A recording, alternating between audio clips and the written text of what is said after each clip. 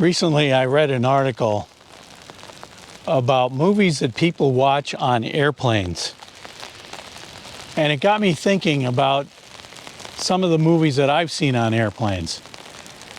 Airplanes, by the way, are the only place I've ever watched movies recently.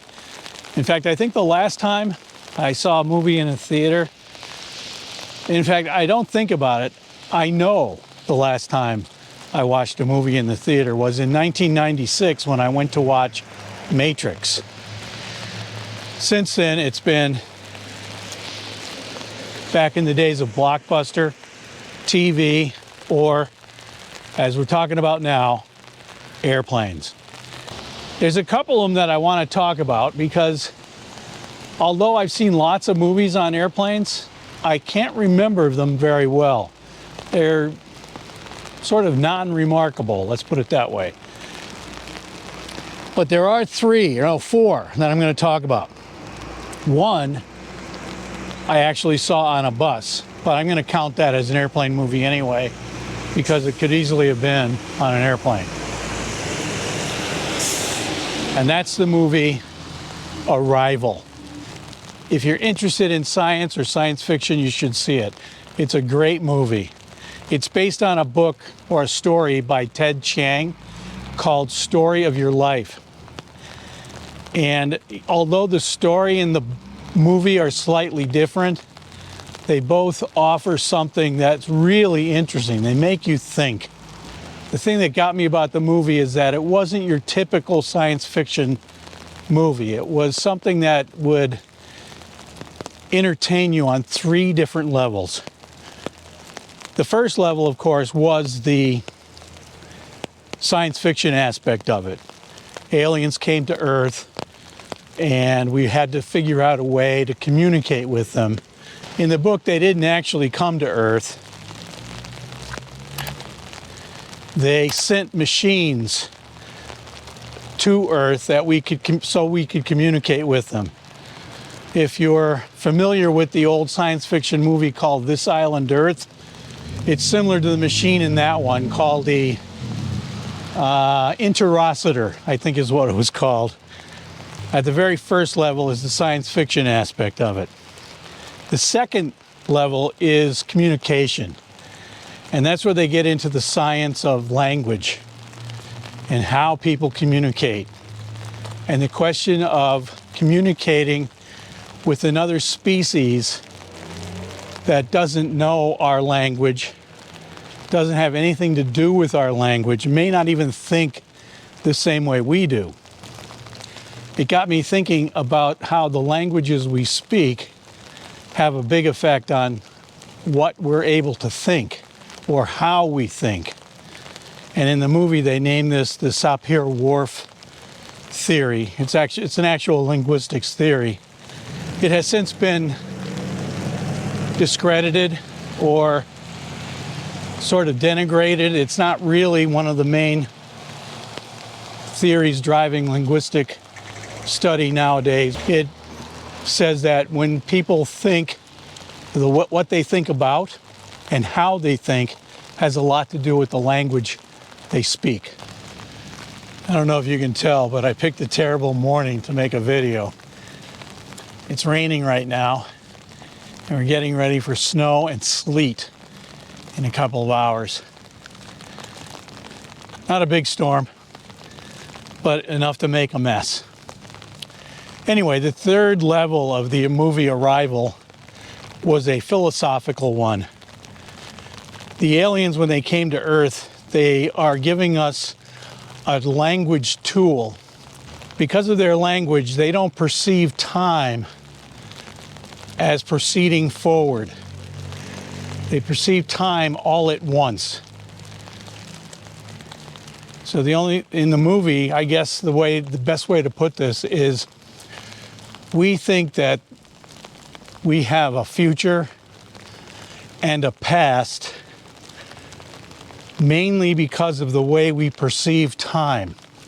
And because of that, we are only able to talk about time as having a present, future, and a past.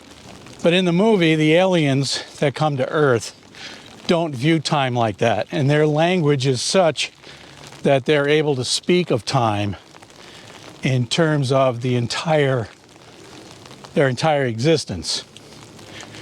So when they gave the star, I think it was Amy Adams, I'm not sure about that, they give her this tool, and she's able to see her future based on all the decisions that she made and the consequences.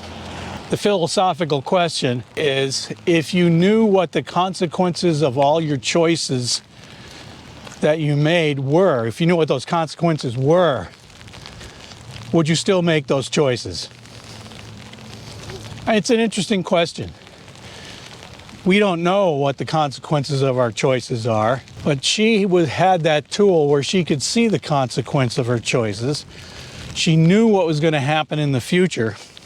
Yes, she did make the same choices, and there were tragic consequences to her choices.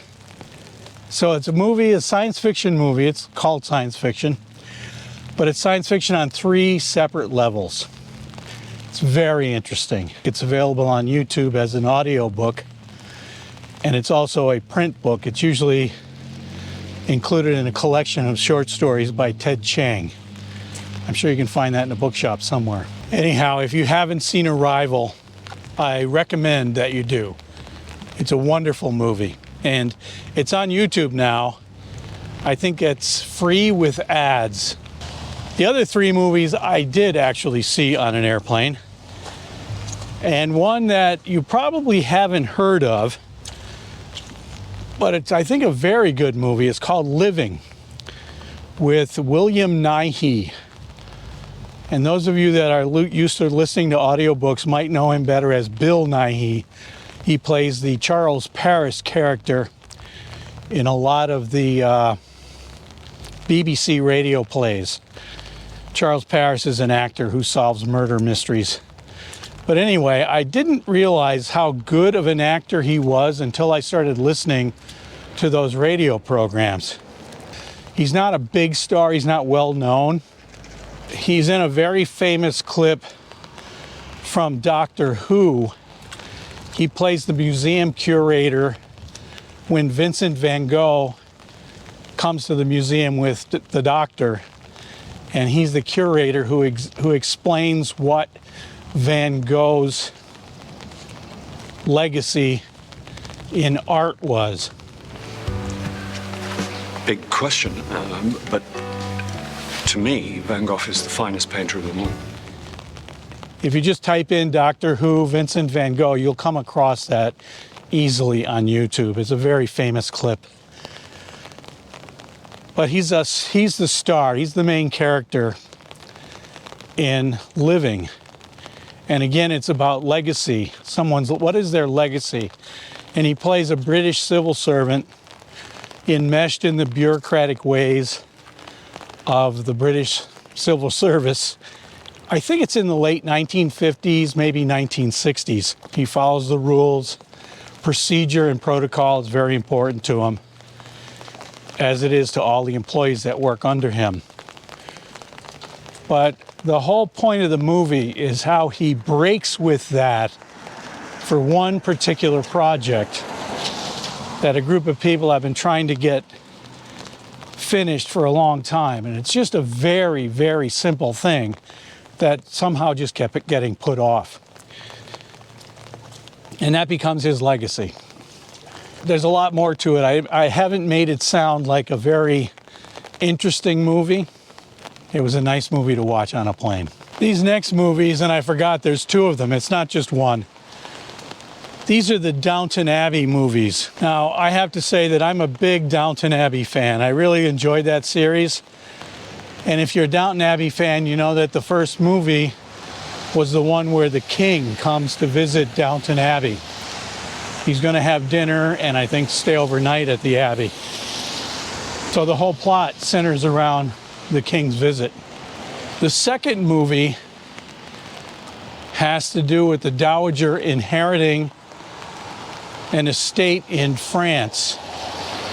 And a lot of the action takes place with the family and some of the servants in France. I looked forward to both of those movies, but I was kind of disappointed. And after the first one, I realized that when you have a cast that's that big, I think there must be 15 or 20 people that are easily considered main characters. It's almost impossible to get them into good roles or good subplots in a 2-hour movie. I mean, so while they were enjoyable, both of those movies were kind of, I hate to say silly, because I really like the series, but the movies were kind of silly in the fact that everything was rushed. Everything had to be solved right away. And something that would have taken an entire season of episodes to play out happened within 2 hours. The last one I want to talk about is A Haunting in Venice. This is one of those Agatha Christie remakes. Haunting in Venice, she never wrote a book called that, but it was based on one of her books called Halloween Party. And in one of those Kenneth Branagh, I think that's how you say his name, he did the recent versions of Murder on the Orient Express and Death on the Nile, I think was the other one. A Haunting in Venice, the story was so disjointed that it was hard to care about it. It was very difficult to care about any of the characters. You really couldn't follow the story that well. And I don't know, maybe it was because I was on an airplane that it was difficult. Who knows? But the one thing I do remember about this movie, and the one thing that I think was excellently done, was the atmospherics. It's called A Haunting in Venice, and it's not really a haunting type movie. There's no horror involved or anything like that. It is a murder mystery, but there's nothing supernatural about any of it. But the darkness, the scenes, it's always raining. This reminds me a little of Haunting in Venice right now, although I'm sure it wasn't 0 degrees when they made the movie. But I watched the end of the movie and I thought, man, was that stupid. But then the rest of the day and up until now, I'm still thinking about how atmospheric it was. That was excellent, an excellent part of the movie. It might be the only saving grace of the movie, but it was also one of the best parts of it. Kenneth Branagh, when he plays Poirot, has this ridiculous mustache, and I think he does that to sort of spoof the character. But if you look at him, when they show a full face shot of him, it's almost like he's wearing 2 mustaches. And Christie always made a big deal about how Poirot would take care of his mustaches in her stories. And Branagh wears that mustache to emphasize the fact that, yes, I have a mustache. There's no doubt about it. Anyway, that's my report on airplane movies. Let me know in the comments below whether you have any memorable movies that you've seen on an airplane. I don't ever intend to go back to a movie theater. I'm not sure what kind of motivation I would need to do such a thing. So I'm going to continue enjoying movies either on TV, YouTube, or at 11,000 meters up in the sky. Thanks for watching, and we'll be seeing you.